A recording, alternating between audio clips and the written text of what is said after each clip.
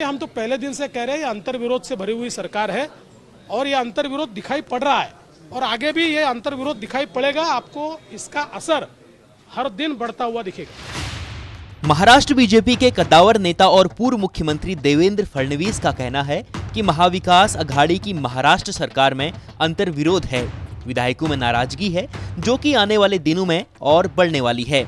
दरअसल ये बात इसलिए सामने आई क्योंकि राज्यसभा चुनाव के दौरान महाराष्ट्र में बड़ा खेल हो गया। महाविकास अघाड़ी के 10 विधायक टूटकर बीजेपी के साथ आ गए, जिस कारण जीत में बड़ा उलटफेर हो गया। ऐसे सवाल किए जा रहे हैं कि क्या इस टूट की वजह से महाराष्ट्र सरकार खतरे में आ गई है? क्या है सच्चाई? इस रिपोर्ट में हम आपको पूरे आंकड़ों के साथ बताने जा रहे हैं। अब की बार महाराष्ट्र के राज्यसभा चुनाव में बीजेपी के देवेंद्र फडणवीस एनसीपी के अध्यक्ष शरद पवार के पावर को ध्वस्त करते हुए सूबे की सियासत के जादूगर साबित हुए हैं। फडणवीस की सदी हुई रणनीति की वजह से महाविकास अघाड़ी सरकार के कुल 10 वोट टूटे, जिस वजह से बीजेपी की तरफ से राज्यसभा चुनाव में खड़े किए गए तीसरे उम्मीदवार धनंजय महाडिक की जीत हो गई। राज्यसभा चुनाव में संख्या बल के आधार पर बीजेपी के कोटे से सिर्फ 2 उम्मीदवारों की जीत पक्की मानी जा रही थी, लेकिन विधानसभा में नेता प्रतिपक्ष और पूर्व मुख्यमंत्री देवेंद्र फडणवीस ने कोल्हापुर के धनंजय महाडिक को पार्टी के तीसरे उम्मीदवार के रूप में चुनाव में उतारकर सभी को चौंका दिया था। महाविकास अघाड़ी के समर्थक विधायकों की क्रॉस वोटिंग की वजह से धनंजय महाडिक जीत गए। अब आपको बताते हैं कि 10 विधायकों के टूटने के बाद क्या महाराष्ट्र सरकार खतरे में आ रही है? दरअसल महाराष्ट्र विधानसभा में कुल 288 सीटें हैं।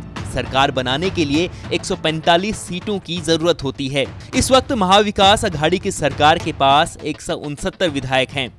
इनमें शिवसेना के 55, एनसीपी के 53, कांग्रेस के 44 के अलावा अन्य दलों और निर्दलियों को जोड़कर 17 विधायक शामिल हैं। विपक्ष में एनडीए के पास 113 विधायक हैं। इनमें बीजेपी के 106 के अलावा अन्य दलों और निर्दलीय मिलाकर 7 विधायक शामिल हैं। इसके अलावा एआईएमआईएम के 2, सीपीआईएम का 1, एमएनएस का 1 और समाजवादी पार्टी का 1, तो कुल मिलाकर ये 5 विधायक अलग से हैं। राज्यसभा चुनाव में महाविकास अघाड़ी के 10 विधायक टूटकर बीजेपी के साथ आ गए। इसका मतलब ये हुआ कि महाविकास अघाड़ी सरकार के पास 159 विधायक बचे और उधर एनडीए के साथ 10 विधायक जोड़ दें तो इनका आंकड़ा 123 हो जाता है।